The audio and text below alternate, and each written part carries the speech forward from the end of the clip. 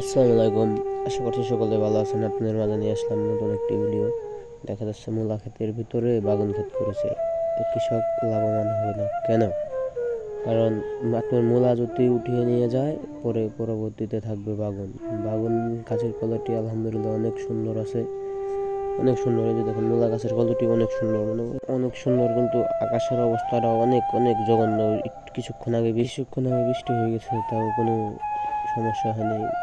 গাছের কোয়ালিটি অনেক সুন্দর, অনেক সুন্দর। এই যে দেখেন মূলা বাগান, কেউ ধরতে পারবে মূলা বাগান? কিন্তু কৃষকের মাথায় আসলে অনেক বুদ্ধি আছে, মানতে হবে। জিনিসটা অনেক সুন্দর। ক্ষেতটা মনে করেন যে তাতে 50 ডিসিমেল জায়গার মতো আর কি আছে। ক্ষেতের কোয়ালিটি অনেক সুন্দর মাশাআল্লাহ, মূলার কোয়ালিটি অনেক সুন্দর মাশাআল্লাহ। এই যে দেখেন মূলার গাছের কোয়ালিটি, সেই কোয়ালিটি সেই। এই যে বাগান গাছের কোয়ালিটি। আপনি লাভবান হবেন না তো কে লাভবান হবে? আমি লাভবান হব, এই কৃষকে লাভবান হবে ইনশাল্লাহ। কৃষিকাজ একটু মাথা খাটিয়ে কাজ করলে কাজ কোনো দিন ফলানো যায় না। দেখেন এই যে বাগান গাছ অনেক অনেক সুন্দর। কৃষিকাজ করেন তো এরকমই করেন। এই যে দেখেন বাগান গাছের কোয়ালিটি, বাগান গাছের সাজেছে পড়েছে। আর কিছুদিন পরে বাগান বিক্রি করবে।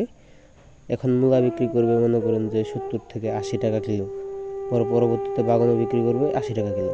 আসসালামু আলাইকুম, সবাই ভালো থাকবেন, আমাদের জন্য দোয়া করবেন। আসসালামু আলাইকুম।